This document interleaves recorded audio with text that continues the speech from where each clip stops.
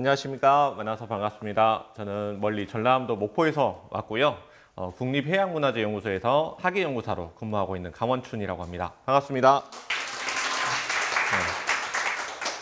오늘 이 시간에는 우리나라 옛 선박과 조선통신사선의 재현에 대해서 여러분과 이야기를 나누고자 합니다. 옛날부터 우리나라에는 어떤 배가 있었는지, 또 아까 앞서 고민 선생님이 얘기하셨던 조선통신사가 조선 타고 간 배가 조선통신사선인데, 이 배가 어떻게 만들어졌는지 그 과정과 또 어떻게 현재 활용하고 있는지 그 활용 사례를 말씀드리겠습니다. 오늘 이야기 드릴 순서입니다. 먼저 배에 대해서 이 배가 어떤 배인지 알려면은 어떤 용어를 좀 알아야 됩니다. 일반적으로 돛대라든가 도시라든가 그런 일반적인 용어들이 많이 있는데, 우리나라에서 배에서 이렇게 쓰이는 용어가 있거든요. 몇 가지 용어를 예로 들어서 알아보도록 하겠습니다. 그리고 우리나라의 옛 선박, 수중에서 발굴된 선박뿐만이 아니라 육상에서도 많은 유물들이 이렇게 발굴되고 있습니다. 그 유물들이 선박 통해서 어떤 선박들이 옛날에 있었는지 보고요. 그 다음에 조선통신사선의 재현 과정과 활용 사례에 대해서 말씀드리도록 하겠습니다. 먼저 우리 배의 용어입니다. 앞에 배 그림이 잘 보이시죠? 네. 그 배의 그림은 2009년도에 충남 태안군 마도 해역에서 발굴된 마도 1호선을 복원한 상상으로 복원한 그림입니다. 아예 상상으로 복원하지는 않았고요. 나름의 근거를 가지고 복원을 했습니다. 이 그림을 보시면 어떤 부분이 가장 먼저 눈에 들어오시나요? 맞습니다. 저도 그럴 거라고 예상을 했는데요. 아무래도 이렇게 가장 길게 나와 있는 돛이 가장 눈에 먼저 들게 되는데요.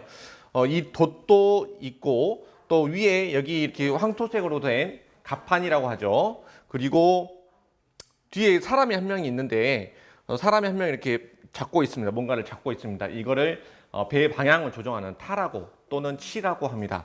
이처럼 일반적으로 이렇게 쓰이는 이런 용어들 뿐만이 아니라 우리 배에서는 전문적으로 배를 연구하시는 분들이 쓰는 용어들이 몇 가지가 있습니다. 먼저 저판입니다. 한자 용어가 굉장히 많아요. 그래서 한자를 많이 알고 있는 친구들은 이해하기가 좀 쉬울 텐데, 저판은 어떤 부분을 가리키냐면은 이 배의 가장 밑바닥을 가리킵니다. 그래서 배가 물 위에 뜰 수 있게 가장 기본이 되는 밑바탕이 되는 거죠. 사람도 다리가 이렇게 튼튼해야지 잘 뛰고 잘 서 있을 수도 있죠. 배도 마찬가지로 이 밑바닥이 가장 기초가 되는 부분입니다. 우리나라 저판은 이렇게 나무 여러 개를 이렇게 긴 나무를 다듬어서 옆에서 장사기라는 나무 못을 끼워서 고정을 합니다. 옆에 보시면 이게 이제 장사기인데요. 측면을 아예 관통을 해서 이 나무 못을 끼워가지고 위에서 또 빠지지 않게 쐐기나 산지 등을 박아가지고 결구를 하는 방식입니다. 다음으로 외판인데요. 외판은 배 선체 좌우에서 배의 형태를 잡아주는 판입니다. 왼쪽 그림에 이렇게 빨간색으로 동그라미를 제가 표시를 했죠. 이 부분이 바로 외판인데요. 우리나라 외판은 대부분 판재를 쓰지 않고 통나무를 그 형태만 깎아가지고 겉에만 깎아서 형태를 잡습니다. 그래서 하나하나 깎아가지고 그 배의 선형에 맞춰서 이렇게 조립하는 그런 형태를 띠게 되고요. 조립하는 과정에 있어서도 이게 아랫단 한 단씩 이렇게 계단이 쌓아 올라가듯이 그렇게 쌓아져 올라가는데, 아랫부분에 위쪽 바깥쪽 면을 니은자로 이렇게 턱을 따내서 윗단을 이렇게 올리고요. 여기 보시면은 까만색으로 이렇게 나무 못이 하나 이렇게 박아진 게 있죠. 이것을 피삭이라고 하는데, 피삭을 이렇게 관통해서 박고, 또 이 피삭이 빠지지 않도록 산지라고 하는 작은 나무 못을 또 박습니다. 그래서 저판도 마찬가지고 외판도 마찬가지고 대부분 우리나라 배에서는 나무 못을 주로 이렇게 많이 사용을 했습니다. 다음으로 이물비유입니다. 이물비유는 선수라고 또는 이제 선수재라고도 하는데요. 배의 가장 앞부분입니다. 배의 앞부분이 중요한 것은 배가 앞으로 나가면서 이렇게 파도를 막아주죠. 또 옛날 서양의 범선이나 중국의 배들을 보면은 배 앞이 뾰족해요. 현재 배들도 마찬가지로 배가 뾰족하죠. 서양의 범선들도 또 중국의 배들도 앞이 뾰족한 것은 파도를 이렇게 가르고 가기 위해서 뾰족하게 만들어집니다. 하지만 우리나라의 옛날 배는 보시면 어떻습니까? 평평하죠. 예, 이런 평평한 판재로 앞을 막아서 이렇게 사용을 했고요. 또 이 세로로 지금 나무를 결합을 해서 이렇게 세웠는데 가로로 만들어진 선수제도 이렇게 회화 자료에서는 보여지고 있습니다. 특히 이제 이 이물비호는 옆에 보시면은 약간 톱니 형태로 이렇게 가공이 되어 있기도 하고요. 아랫부분은 또 이렇게 V자로 이렇게 가공이 되어 있습니다. 그래서 이 저판과 외판의 연결을 또 이렇게 확인할 수 있는 아주 중요한 구조라고 할 수가 있습니다. 다음으로 이제 고물비호인데요. 아까 선수 배 앞부분을 말씀드렸으니까 이제 배 뒷부분입니다. 이 전체적인 그림에 보시면 뒷부분이고요. 고물비호는 대체적으로 저렇게 판재로 막아져 있습니다. 외판과 외판 사이에 디귿자로 이렇게 홈을 파내고 그 사이에 이제 판을 가공을 해서 이런 형태로 막는 거죠. 특히 이제 이 각도가 고물비호가 어떤 각도로 이제 설치되느냐에 따라서 이 배의 방향을 조정하는 타의 설치 각도가 또 이렇게 달라지기도 합니다. 타는 이제 좀 더 자세히 말씀드리자면 옥치하고 버치라는 게 있습니다. 어려우시죠? 네. 옥치는 배 안쪽으로, 이 그림에서 보시면 옥치는 배 안쪽으로 이렇게 들어가는 거고, 버치는 이렇게 이 그림처럼 바깥쪽으로 나가는 건데, 이 각도에 의해서, 고물비호의 각도에 의해서 타의 방향이 이제 결정되기도 합니다. 다음으로 이제 횡강력 부재입니다. 횡강력 부재라고 하면은 벌써부터 이제 좀 어려우실 텐데, 우리나라 배에서 아주 독창적인 우리나라 배만의 특징이라고 할 수가 있습니다. 발굴 사진에 보시면은 저 동그라미 이렇게 표시된 부분이 있죠. 노란색이 이제 차거룡이라는 것이 하고, 또 아래쪽에 더 얇은 것을 가룡이라고 합니다. 우리나라 횡강력 부재는 총 3가지가 있는데요. 멍에, 차가룡, 가룡이 있습니다. 멍에는 여기 외판에 이 부분, 여기 이렇게 보이시죠?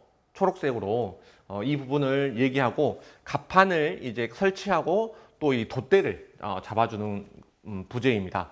가장 크고 또 나무를 두껍게 사용을 하고 있고요.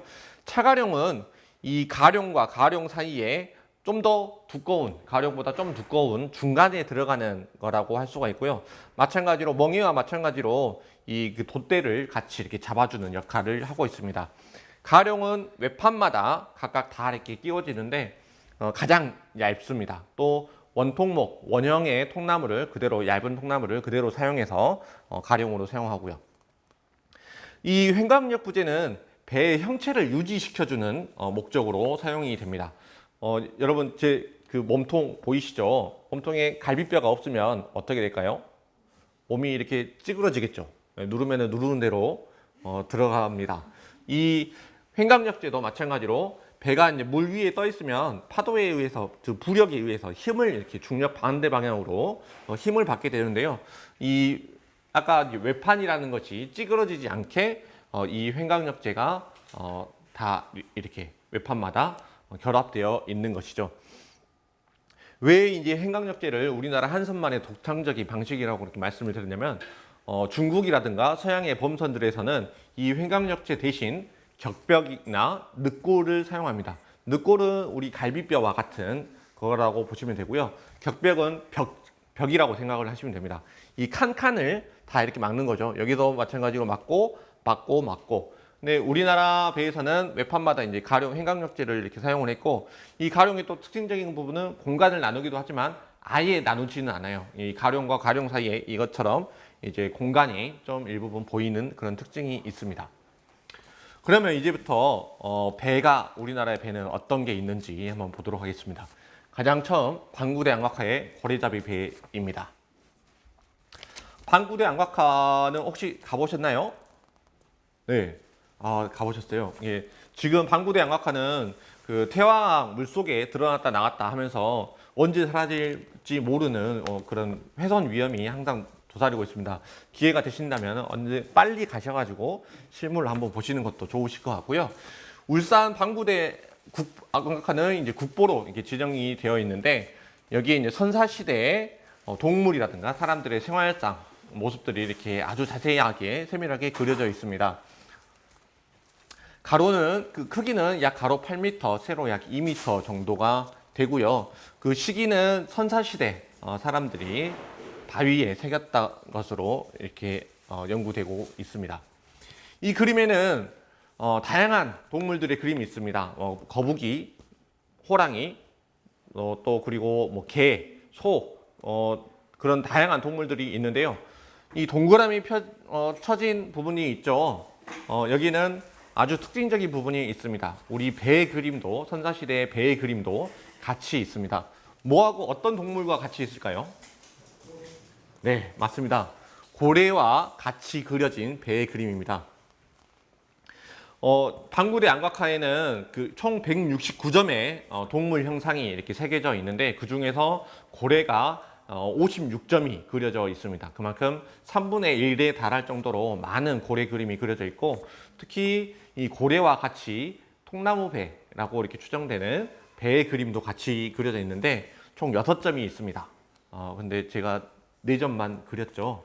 못 찾은 건 아닙니다. 제가 어디 있는지 아는데 배가 잘 보이는 그 지점만 이렇게 했고요. 하나씩 확대해 보겠습니다. 두 곳에 있는 그림인데요. 어때요? 배처럼 보이시나요? 네. 우리 참빛 써보신 분은 안 계시죠? 네. 네. 빛처럼 생기기도 했죠. 네. 머리빗처럼 생기기도 했습니다. 보시면 앞에 이쪽이 이제 선수고요. 여기서는 이 그림에서는 이 오른쪽이 선수고 왼쪽이 이제 선미로 추정이 되고 있습니다. 그래서 배 형태가 어떻습니까? 아주 달처럼 초승달처럼 이렇게 완만하게 예쁘게 그려져 있습니다. 이거는 그 배가 앞으로 가게 되면은 뭐가 이렇게 넘어오죠? 네, 파도가 넘어오죠. 그래서 파도가 최소한 적게 넘어오도록 배 앞을 이렇게 든 걸로 이렇게 보여지고요. 저 배도 마찬가지입니다. 총 이 배에는 한 10명 정도 이렇게 타고 있고 저 배에는 한 4명 정도 타고 있는 걸로 보여집니다. 그래서 그때 당시에 한 10명 정도의 사람이 탈 수 있는 통나무 배가 있었다고 이렇게 추정을 할 수가 있고요. 이 배는 이 그림은 어떤 그림인 것 같아요? 네, 맞습니다. 커다란 고리가 있고 이 배와 앞에 사람이 한 명이 줄로 이렇게 연결되어 있죠. 지금도 이런 전통 방식으로 고래를 잡는 곳이 있습니다. 인도네시아 중부 지역에 플로레스라는 섬이 있는데 거기에 가시면 라마레라라는 마을이 있습니다. 거기에서도 이 작은 배를 타고 고래를 이렇게 발견하게 되면 바다로 나가서 고래를 발견하게 되면은 여기 이제 이 그림처럼 똑같습니다. 가장 앞에 사람이 나와가지고 제 키보다 훨씬 높은 긴 작사를 이렇게 잡고 거기서 번쩍 이제 떠올라가지고 고래에다가 작사를 꽂습니다. 이렇게 그때 당시에 이런 과정을 고래 잡는 과정을 안각화에 새겼고요. 이 그림은 어떤 걸로 보이시나요? 왜 우리 정육점 같은 데 가보면 소나 돼지의 이렇게 부위를 표시한 그것처럼 보이시죠? 맞습니다. 고래를 해치하고 있는 모습을 그려 놓은 겁니다. 여기 또 사람들이 또 배에 타고 있죠.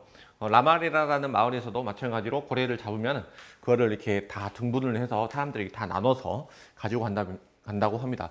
이렇게 방구대 안각화에는 총 이렇게 네 개의 이제 배 그림을 봤는데 배 형태는 전체적으로 이렇게 확인할 수는 없는데 어떤 배인지 정확하게 확인하지는 못하지만 대략 아까 10명이 넘는 사람들이 한 배에 탔었고 또 고래를 이렇게 잡고 해체해서 나누어 가는 그런 과정들이 다 이렇게 아주 세세하게 묘사되어 있습니다. 그래서 어떤 옛날에는 수렵 생활을 했었잖아요. 그래서 수렵 생활을 더 많은 동물을 사냥감을 사냥할 수 있도록 그런 주술적인 의미에서 이렇게 안각화를 새겼을 거라는 것도 있고 또 한편으로는 이 고래잡이가 그때 당시부터 이제 고래잡이를 시작을 했었고 고래 잡는 이 과정 이 과정을 아랫사람들에게, 후손들에게 이제 지식을 전달하는 그런 목적으로 이 고래잡이를 아주 세밀하게 새겼다고 할 수가 있습니다. 다음으로 이제 통나무로 만든 배, 비복리 통나무배와 안압지선입니다. 왜 비복리 통나무배는 통나무배라고 하고 안압지선은 안압지선이라고 했을까요? 똑같이 안압지 통나무배라고 하면 되는데 궁금하시죠? 네, 제가 안 궁금하신가요? 네. 비복리 통나무배는 신석기 시대 배로 알려져 있습니다. 약 8,000년 전, 8,000년 전에 만든 배로 이렇게 알려져 있고요. 출토 시기는 2005년도에 경남 창녕 비복리 유적에서 발굴이 되었습니다. 자부심을 가지셔도 돼요. 이 배는 일본보다 2,000년 이상 앞섭니다. 예, 시기적으로 그만큼 우리나라에서 최초로 발굴된 신석기 시대의 배라고 이렇게 할 수가 있고요. 이 배를 통나무 배라고 이렇게 추정을 하는 것은 왼쪽 사진을 1번하고 2번 사진을 보시면 형태가 어떻습니까? 단면 형태가 약간 U자 비슷하게 되어 있죠. 또 안에 세부적으로 보면은 도끼라든가 돌작이라 돌도끼 등을 이렇게 이용해서 속을 파낸 흔적을 이렇게 보입니다. 통나무 배는 다 아시죠? 통나무를 반으로 쪼개서 그 속을 파내 가지고 형체를 만든 것을 이렇게 통나무 배라고 하는데 비복리 통나무 배는 전체적인 형상이 다 나온 것은 아니지만 여기 이제 중앙박물관에 현재 이렇게 전시된 모습인데요. 그 왼쪽 측면이라고 할게요. 왼쪽 어느 쪽이 이제 앞쪽인지 모르니까 네, 측면과 바닥면의 일부인 것으로 이렇게 추정이 되고 있고 이쪽에 보시면 약간 칼처럼 보이기도 하죠. 이거는 이제 같이 출토된 노후입니다. 그래서 이 비복리에서 출토된 저게 이제 통나무 배라고 이렇게 추정이 되고 있고 또 이쪽에 보시면 약간 거뭇한 거가 이렇게 보일 수도 있습니다. 이게 이제 초훈이라고 하는데요. 옛날에는 지금과 같이 연장이 그 쇠로 단단하지 않죠. 날카롭지도 않고 다 돌로 만든 도끼와 돌로 만든 도구들을 이렇게 사용해서 나무 속을 파는데 힘들었을까요? 안 힘들었을까요? 네, 굉장히 뻗칩니다. 네. 그래서 방법을 고안을 한 게 이 나무는 불에 타잖아요. 불에 타면은 훨씬 더 쉽게 그 속을 파낼 수가 있습니다. 그래서 그 불탄 흔적을 바로 초원이라고 하는데 이 비복리 통나무배에서도 그 초원이 확인돼서 제작 과정들도 저희가 이제 연구를 할 수가 있었습니다. 다음으로 안압지선입니다. 안압지는 다들 아시죠? 예, 경주에는 현재 이름이 바뀌었는데 뭘로 바뀌신지 아시나요? 아, 맞습니다. 네. 동궁과 월지입니다. 네. 원래 이제 안압지라는 이름인 조선시대 이제 묵객들, 시인들이죠. 글쓰러 선배님들이 이렇게 뭐 좋은 경치, 풍광이 좋은 곳에 가서 이렇게 시나 이렇게 글을 쓰시는 그런 묵객들이 기러기와 이제 오리가 많이 자주 이렇게 모인다고 해서 안압지라고 이렇게 이름을 붙였는데 그 최근에 이제 발굴 조사를 통해서 이제 연구를 해보니까 이게 이제 신라 시대, 통일 신라 시대에 별궁이 있었다고 이렇게 알려져가지고 동궁과 월지로 2011년도에 이제 이름이 바뀌었습니다. 저도 오늘 발표자로 조명하면서 처음 알았습니다. 예. 그래서 뭐 안압지선은 이제 출토는 1975년도에 이제 출토가 되었습니다. 길이는 약 5.9m고 폭이 약 1.5m 그리고 높이는 약 30cm 정도가 됩니다. 배 좀 멋있게 생겼죠. 네, 그럴싸하게 생겼습니다. 이렇게 생겼고요. 좀 세부적으로 살펴보겠습니다. 저 1번 사진은 안압지선의 앞쪽 그리고 2번 사진은 뒤쪽에서 본 모습입니다. 여기 도면에서 보시듯이 세 쪽의 통나무를 서로 연결해 가지고 조립을 만들었습니다.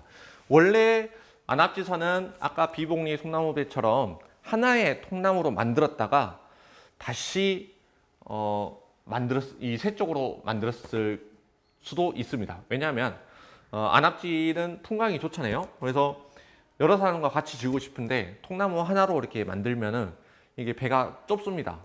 여럿이 살려면은 좀 좁잖아요.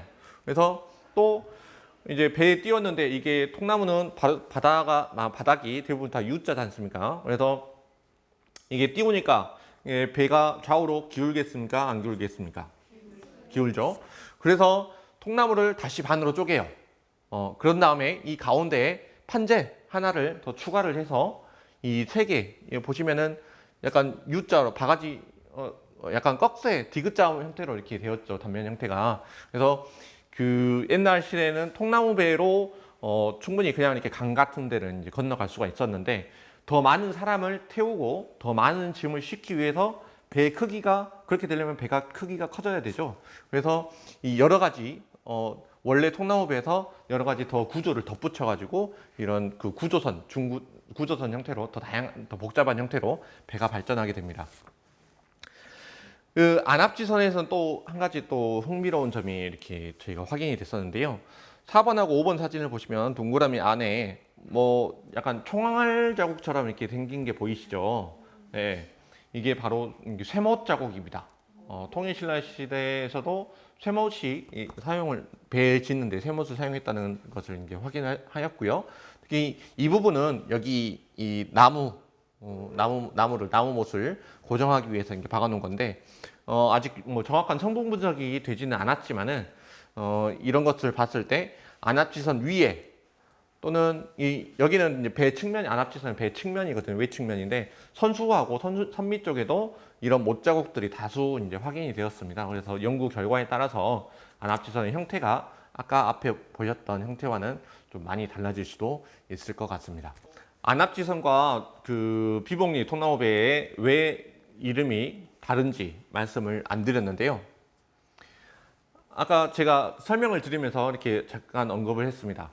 비복리 통나무배는 통나무 하나를 가지고 만들었기 때문에 진짜 순 오리지널 통나무배이고 안압지선은 세 개의 통나무를 연결해서 만들었기 때문에 배의 형태를 갖추고 있습니다. 그래서 안압지선이라는 명칭이 이렇게 붙은 거입니다. 네. 다음으로 이제 주형 토기에 대해서 알아볼 겁니다. 주형 토기는 배 모양 토기를 가리킵니다. 토기는 보통 그 식량이나 식수 등을 담기 위해서 아주 오래전부터 사용을 했었죠. 가장 대표적인 토기 혹시 기억하시는 거 있으신가요? 아, 맞습니다. 빗살무늬 토기. 신석기 시대를 대표하는 빗살무늬 토기, 또 청동기 시대를 대표하는 민무늬 토기 등이 있습니다. 그런 토기뿐만이 아니라 이런 배 모양 토기도 있습니다. 우리 경주에 가면은 뭐 기마 인물상 그 토기도 있죠. 네, 그런 토기처럼 배 모양 토기인데 아주 다양한 토기들이 있고 이 토기들 전부를 소개해드리면 너무 시간이 오래 걸리니까 몇 가지만 이제 소개해드리겠습니다. 금융총에서 출토된 토기입니다. 아주 화려하죠. 네, 뒤에 고리도 이렇게 달려 있고 장식들이 이렇게 달려 있습니다. 이 주형 토기는 대부분 부장품으로 쓰였습니다. 무덤에 같이 이렇게 쓰였습니다. 주술적인 의미로 죽은 자의 평안한 안식을 기원하기 위해서 이렇게 사용을 했고요. 하지만 이 배 모양을 만들기 위해서 그때 당시에 만들었던 사람이 배를 알고 있어야, 배가 어떻게 생긴지 알고 있어야지 이 배처럼, 그때 당시에 배처럼 만들 거 아닙니까? 그래서 배 모양이 어느 정도 남아있기 때문에 형태를 좀 이렇게 추정할 수 있기 때문에 주형 토기에 대해서 연구를 하게 되었습니다. 첫 번째 주형 토기인데요. 아까 말씀드렸던 통나무, 이 선체의 1번 사진을 보시면은 선체가 통나무를 깎아낸 것처럼 반듯하죠. 하나의 통나무를 깎아내고 보시면 하지만 단순한 통나무 배는 아닙니다. 여러 가지가 뭐가 있죠. 특히 가로로 이렇게 가 있는 거는 멍에로 이렇게 추정이 되고요. 뒤에 앞과 뒤에는 또 판재가 있고 또 좌우측에도 뭔가 이렇게 덧댄 흔적들이 있습니다. 여기 이것처럼. 가운데는 이제 멍에, 아까 횡강력 부재 설명하면서 말씀드렸죠. 배가 안으로 오므로 찌부러지지 않게 설치하는 멍에를 세 군데 설치를 했고, 또 앞 뒤에는 아까 배가 이렇게 가면은 뭐가 넘어온다고요? 파도가 넘어오죠. 이 파도가 넘어오지 않게 그 파도를 막기 위한 수판을 덧대었습니다. 그리고 배 높이를, 옆에서도 파도가 넘어오겠죠. 배 높이를 높이기 위해서 이 현측판을 덧댄 걸로 추정을 하고 있습니다. 또 뒤에서는 사람이 앉아가지고 노를 젓고 있고요. 금융총 출토 토기, 주형 토기는 총 두 점이 있는데 앞서 주형 토기와 좀 다르죠. 가운데에 멍에가 없고 또 뒤에 수판, 물막이 판도 뒷부분에는 없습니다. 또 옆에 현측판도 덧대어 있지 않고요. 같은 무덤에서 나온 주영턱이지만 이처럼 이렇게 형태가 구조가 좀 이렇게 다른 것을 이렇게 볼 수가 있고요. 다른 주영토기를 보겠습니다. 평청리에서 출토된 주영토기인데 이거는 아까 주영토기와 다르게 이중으로 되어 있습니다. 이 아랫부분이 통나무로 추정이 통나무 배로 이렇게 추정이 되고요. 마찬가지로 위로 이제 현측판을 더 덧대 가지고 배의 높이를 더 키우고 구변을 더 키운 것으로 이렇게 보여지고 있습니다. 가운데는 마찬가지로 칸막이가 이렇게 되어 있죠. 멍에도 하나 걸려 있고요. 이거는 원래는 그 도면에서 위에서 봤을 때는 이게 맨 아래까지 이렇게 가 있는 걸로 이렇게 보여질 수도 있는데 맨 아래까지는 내려가지는 않고 윗부분에만 아래는 뚫려 있습니다. 원래 배라면은 이게 이제 가장 밑에까지 내려가야 될 텐데 이거는 이제 주형 토기로서의 어떤 기능을 갖추기 위해서 아래까지는 이렇게 아래까지 막지는 않았고요. 옆에 보시면은 현측판 여기 위에 뾰족뾰족 올라온 거 보이시죠? 노거리로 이렇게 추정을 하고 있습니다. 배 옆에서 이렇게 저으려면은 노가 이제 고정을 시켜놔야 되잖아요. 그래서 그 노거리로 이제 추정이 되고 있고 옆에 이제 그 동글동글한 무늬를 원문점 등을 이렇게 표현을 했습니다. 마산 현동에서 출토된 이제 주영토기입니다. 앞서 보였던 그 주영토기와 좀 비슷한데요. 앞에 부분은 이렇게 그 훼손이 되어서 이렇게 정확하게 이렇게 확인은 어렵지만 마찬가지로 밑부분은 통나무로 이렇게 만들고 윗부분은 이제 현측판과 또 위에 이제 수판을 대 가지고 만든 것으로 보입니다. 이것도 마찬가지로 위에 이제 노거리가 양쪽에 이렇게 나와 있고 가운데 멍에는 멍에라든가 횡강력 부재는 없습니다. 진영 열애리 출토 이제 주영 토기입니다. 도면을 보시면 도면과 이제 사진을 보시면 알겠지만 멍에가 하나 이렇게 있고요. 이것도 마찬가지로 통나무인데 위에 이제 현측판을 덧대고 노거리도 있고 근데 마지막에 이제 뒤에 그 선미에는 이제 수직으로 된 판을 이렇게 덧대는데 가운데 이렇게 구멍이 하나 나 있습니다. 이 구멍은 아마 이렇게 노를 뒤에서 젓는 노를 이렇게 꽂거나 아니면 방향을 조정하는 칠을 꽂았던 것으로 추정을 하고 있습니다. 가장 단순한 형태의 그릇 형태의 주영토기입니다. 이런 형태도 있습니다. 이 주영토기는 그 실제로 배는 아니지만 그 주술적인 의미로 이제 그 부장품으로서의 기능을 더 이렇게 갖고 있는 것들이지만 워낙에 이 고대의 배에 대한 배를 연구할 수 있는 자료가 없기 때문에 이 주영토기의 형태를 통해서 그 당시에 배가 어땠을 거다라고 이렇게 추정해서 연구하기 위해서 이제 주영토기가 자료로 이렇게 사용이 되고 있습니다. 국내에는 총 20점 정도의 주영토기가 이렇게 확인되어 있는데요. 앞서 이렇게 소개해드렸던 거는 다 발굴 시기하고 발굴 연대 그런 것들이 확정이 된 것이시고 또 이제 아까 국보로도 이렇게 지정된 주영토기가 있습니다. 이제 그런 주영토기들 같은 경우는 그 출토지라든가 출토식 이제 연대 등이 이렇게 좀 그 불분명한 것들이 좀 많이 있습니다. 그래서 어쨌든 우리나라에는 이런 주영토기가 배 모양 토기가 있었다고 할 수가 있습니다. 다음으로 이제 수중에서 발굴된 고려 조선시대 선박입니다. 그 수중에서 발굴된 우리 고려 조선시대의 선박은 총 16척이 있습니다. 저희 연구기관에서 전부 다 이렇게 발굴을 했고요. 유일하게 저희 이제 국립해양문화재연구소에서는 유일하게 수중 발굴 조사가 가능한 국가기관입니다. 그래서 지금 소개해드리는 배들은 다 저희 연구소에서 직접 잠수부들이 들어가가지고 발굴 조사와 이제 또 이거를 이제 보전 처리하고 전시하고 또 이제 보고서까지 저희가 이렇게 다 담당을 하고 있고요.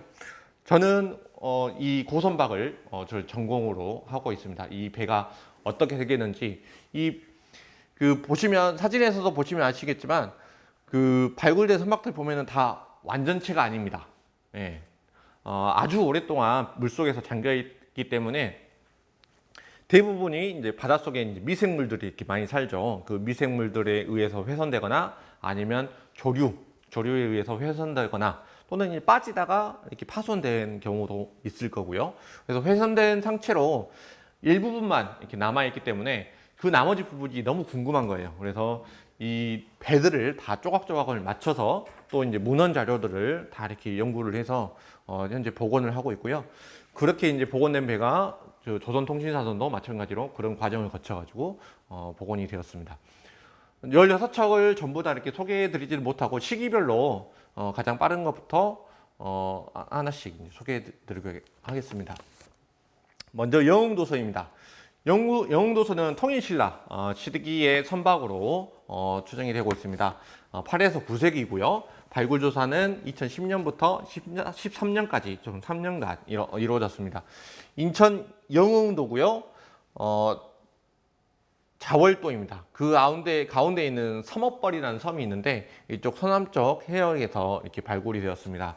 스킨스쿠버 다이빙을 하시는 분이 이쪽에서 이제 다이빙을 하시다가 그 도자기 같은 거를 이렇게 건져가지고 신고를 해서 저희가 이제 발굴 조사를 하게 됐습니다. 왼쪽에 보시는 그 유물들이 이 해역에서 나온 그 유물들이고요.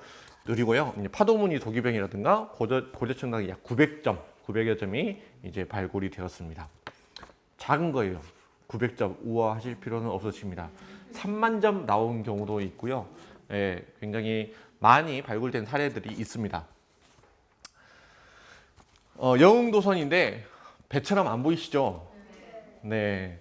아까 이렇게 말씀드렸다시피 물속에서 이제 대부분 선체편들이 다 이렇게 훼손이 되기도 했고 저희가 인양하면서 이거를 통째로 인양할 수가 없습니다. 사람이 물속에서는 그만큼 이제 힘을 쓸 수 있는 환경이 아니기 때문에 다 편편마다 다 이렇게 해체를 해가지고 저희가 인양을 하기 때문에 이렇게 저희도 이렇게밖에 못 봅니다.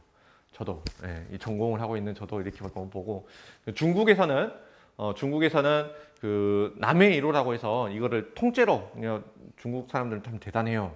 그 수중 이게 배가 이렇게 깔아앉아 있으면 여기 그 주변 땅까지 다 해가지고 컨테이너로 다 이렇게 해서 만들어가지고 집어넣어서 그걸 통째로 인양한 사례도 있습니다. 특히 이제 영국에 이제 메리 로즈 박물관이 있는데 그 메리 로즈라는 배도 마찬가지로 통째로 인양한 사례입니다. 그래서 근데 우리나라는 아직 이게 이제 그렇게 인양하려면 이게 필요하거든요. 근데 이게 별로 없어서 아무튼 그렇습니다. 영도선은 이게 이제 그 가장 중앙에 있는 선체편이고요. 저 두 번째, 세 번째입니다. 이게 저판이라고 추정되고 있고요. 단면 형상을 보시면은 이따가 보여드리겠지만 가운데가 이렇게 파져 있고 양쪽에 우리나라 한글 모음 요 있잖아요. 요. 요처럼 이렇게 단면 형상이 생겼습니다. 2번하고 3번은 니은자, 우리나라 한글 자음인 니은자처럼 이렇게 단면 형상이 생겼고요. 이게 세 개를 조립해 보면 어떤 형상인지 이 가장 왼쪽 이렇게 생겼습니다. 이게 왜 요자라고 했는지 여기가 조금 남아 있어서 요자라고 한 거예요. 근데 원래 이제 더 있었을 텐데 이제 바닷속에서 이제 훼손이 되면서 저 부분만 남았고요. 아까 그 앞서 이렇게 보여드렸던 배 중에 어떤 거하고 좀 비슷한가요? 배 두 개밖에 안 보여드렸는데 안압지선.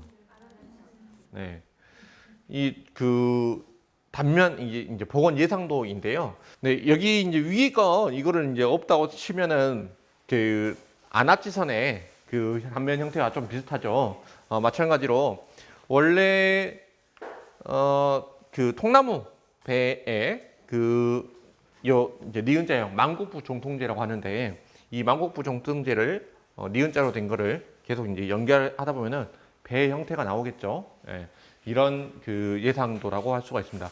원래 이제 고려시대 배는 이런 아까 이렇게 설명을 드렸던 것처럼 평평한 접한 구조를 갖추는데 이제 영흥도선 같은 경우는 통일신라의 배다 보니까 아마 이제 그 전에 평평한 형태로 가기 전에 그 과도기적인 약간 이렇게 중구조선 형태를 이렇게 보이고 있습니다. 다음으로 이제 고려시대 배입니다. 완도선인데요. 우리나라에서 최초로 발굴된 고려시대 선박입니다. 완도선 이전에 배 한 척이 더 발굴되었어요. 그게 무슨 배일까요? 모르시죠? 네. 신안선이라고 혹시 들어보셨나요? 네. 신안선. 네, 들어보셨죠?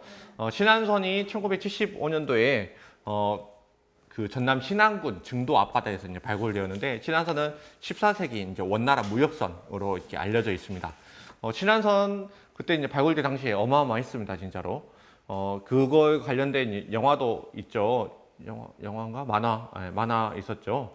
그것도 있고, 아무튼 그때 당시에 신안선이 발굴된 지역에 민가를 가게 되면은 개밥 그릇이 청자 그릇이래요.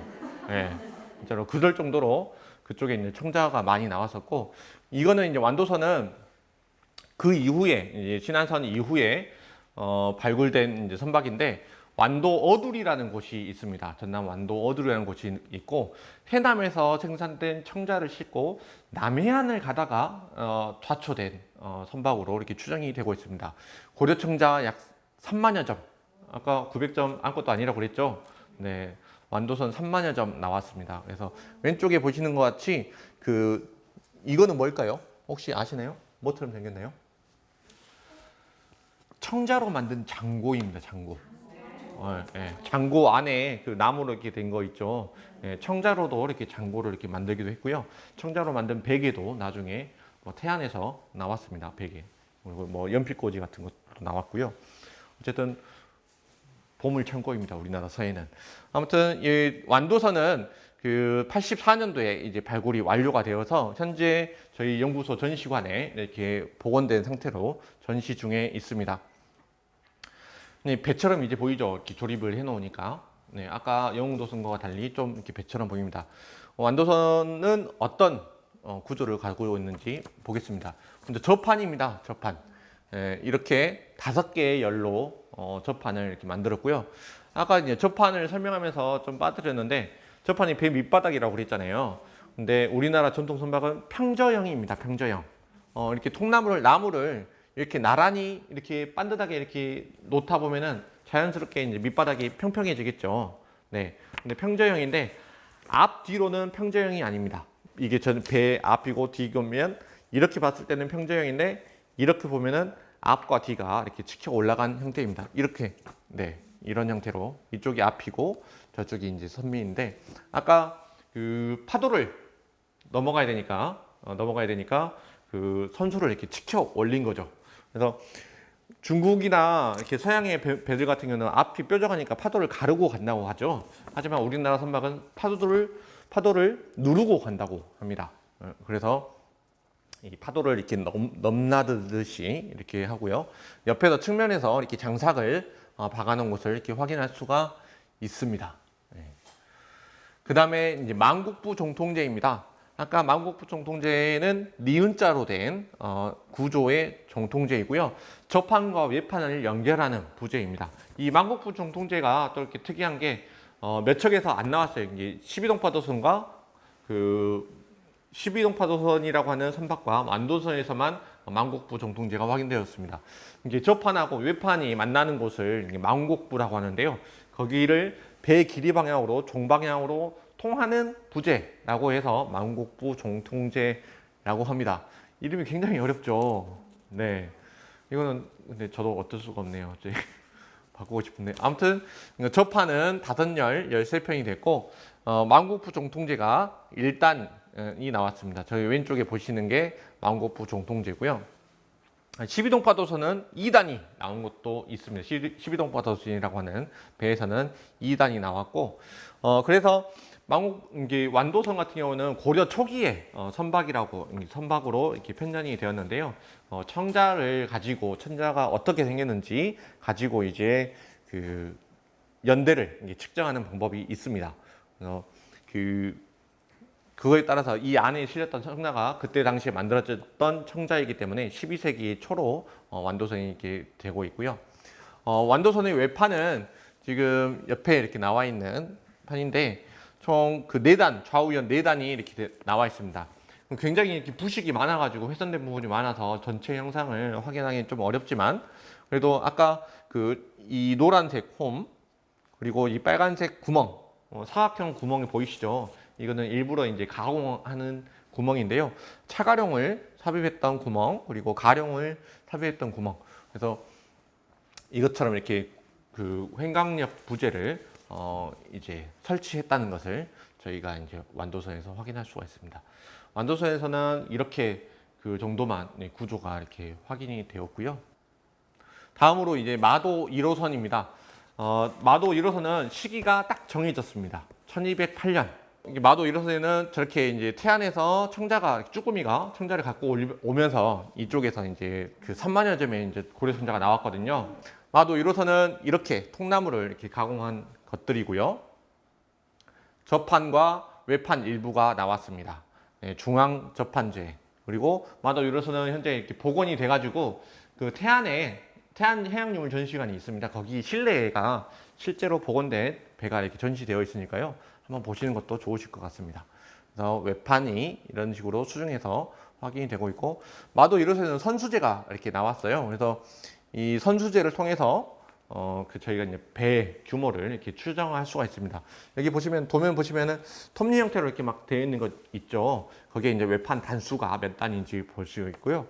앞에 V자로 된 거는 접판과 연결 구조 등을 이렇게 볼 수가 있습니다. 마찬가지로 차가룡이 이렇게 나와가지고 배의 크기를 이렇게 확인할 수 있었고요. 차가룡으로 돛대를 이제 구정하는 당압불 구조가 이렇게 마도에서는 확인이 되었습니다. 달리도선인데, 달리도선은 14세기 아마 이제 여말 선초 그 시기에 이제 배로 목포 앞바다에서 이제 발굴이 되었습니다. 이거는 이제 뻘밭에서 조간대에서 발굴이 되었는데, 아쉽게도 뭐 별다른 유물이 안 나왔어요. 이거는 청자가 안 나왔습니다. 그래서 근데 이제 배만 나와가지고 이 방사선 탄소연대 측정을 해보니까 이 배가 이제 14세기 선박이다라고 이렇게 되었고, 접판이 굉장히 좀 날렵하게, 배 형태가, 전체적인 형태가 굉장히 날렵하게 되어 있습니다. 전체적으로 뭐 구조는 접판과 외판 그리고 선미판 등이 이렇게 나왔고요. 이 배도 현재 이렇게 복원이 완료돼 가지고 전시실에서 전시 중에 있습니다. 특히 이제 선미판 같은 경우에는 그 이제 외판에, 선미판에 이제 선미 고물 위에 결합 구조를 저희가 이제 확인을 했었고요. 횡강력 부재도 이렇게 차가룡이 실제 저런 형태로 나와가지고 복원에 이렇게 참고를 했습니다. 다음으로 이제 조선통신사선의 재현입니다. 통신사선까지 오기 참 오래 걸렸죠. 네. 왜냐면은 그만큼 중요하기 때문에. 통신사선은 저희 연구소에서 2005년부터 2018년까지 총 4개년에 걸쳐서 재현을 했습니다. 2015년에는 그 전에 이제 발굴되었던, 앞서 소개드렸던 그런 그 수중 발굴된 고선박들의 자료와 또 이제 통신사선 관련해 가지고 문헌 자료가 이렇게 굉장히 많이 남아 있습니다.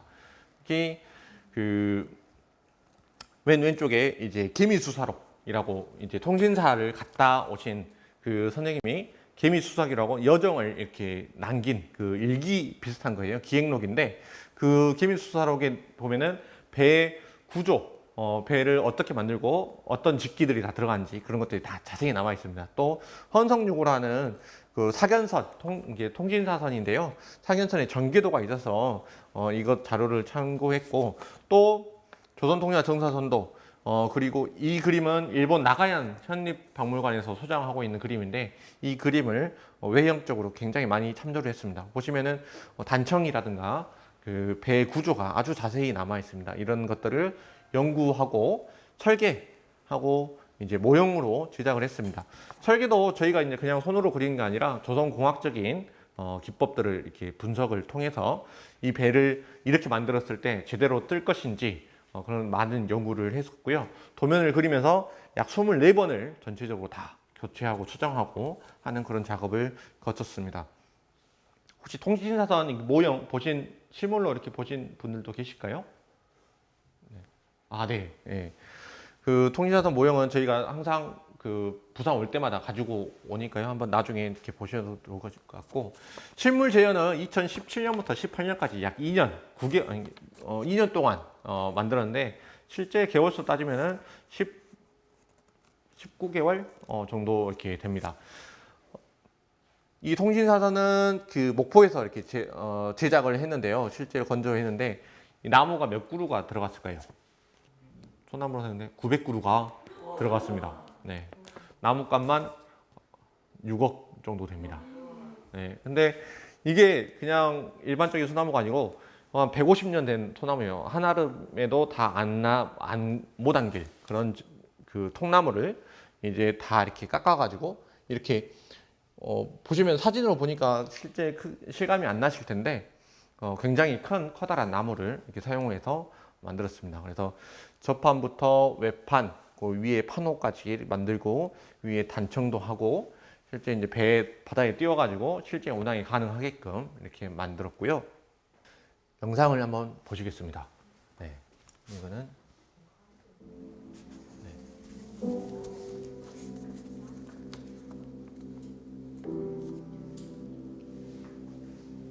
네, 통신사선의 제작 과정을 약 3분 정도 이렇게 압축해가지고 지금 벌목고사 나무를 벨 때 옛날에는 어명이요 하고 하면서 도끼질을 했다고 해요. 그래서 그 이제 벌목고사 저런 나무를 저희가 직접 가가지고 약 3년 동안 나무를 이렇게 실제 저희가 조사하고 필요한 나무를 다 구매를 했습니다.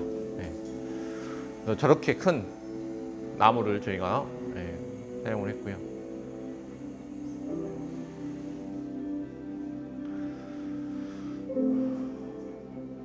배를 만들면서 총 3번의 고사를 지냅니다. 배짓기 고사라고 해서 배를 만들기 전에 연장을 갖다 놓고 이렇게 고사를 지내고 중간에 이제 상량 멍에를 올릴 때 가장 큰 멍에를 올릴 때 상량 고사라고 지내고 마지막에 진수할 때 마지막에 진수 고사 3번을 지냅니다.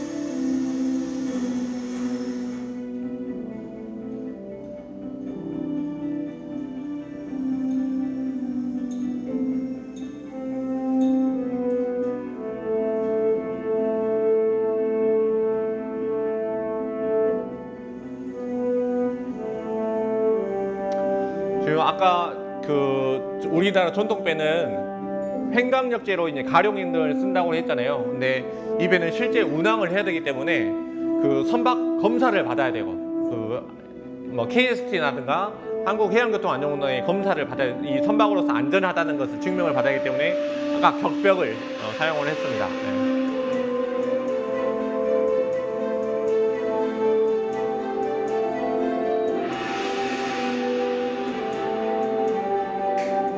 이제 멍에 상량문을 쓰는 모습이고요. 네.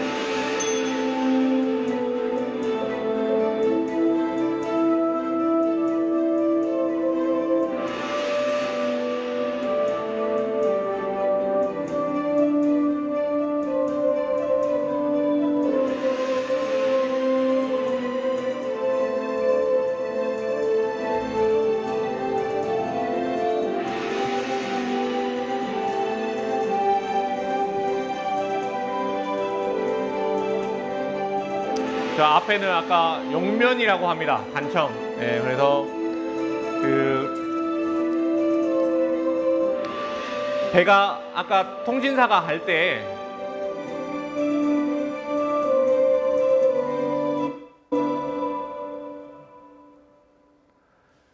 통신사가 갈 때 그 먼 힘든 바다를 거센 바닷길을 이렇게 넘어가야 되잖아요. 옛날에는 도수로 이렇게 항해를 했기 때문에 바람이 없는 날 갈 수가 없어요. 바람이 어느 정도 불어줘야지 배가 잘 나갑니다. 그렇기 때문에 그 바다를 지나가다가 언제 사고가 날지 모르잖아요. 그래서 그 무사 항해를 위해서 배 앞에다가 또 이제 용면, 용의 그림이라든가 그런 것들을 이렇게 그리고 출발하기 전에 아까 영가대에서 해신제를 지는다고 했죠. 해신제도 마찬가지로 용왕님께 우리가 이렇게 사신단을 태우고 바다를 건너가니까 무사히 목적지까지 도착하고 다시 돌아올 수 있게 해주십시오 라는 의미에서 이제 해신제를 지낸다고 합니다. 네. 이 통신사선을 만들었는데 어떻게 활용하고 있느냐, 목포하고 부산에서 저희가 주로 사용을 하고 있습니다. 특히 배 안에는 이렇게 선상박물관이라고 해서 통신사의 흔적들 12차례의 통신사가 이렇게 왕래를 했다고 했는데 그 12차례의 통신사 정사가 누구였고 어느 길을 통해서 어떤 기록들이 있는지 그런 것들을 저희가 정리를 했고, 또 실증으로서의 통신사선을 어떻게 이제 소개하고, 또 회화 자료와 그 사진 자료를 통해서 통신사를 어떻게 만들어졌는지 그 과정들을 이 안에다가 박물관으로 저희가 이제 조성을 했습니다. 그래서 사람들이 관광객들이 승선을 했을 때 이 배를 타고 통신사가 어떤 배인지, 이 배가 어떤 배인지 알 수 있도록 저희가 이제 설명을 해드리고 있고요. 또 승선 체험 프로그램과 항로 연구를 진행을 하고 있습니다.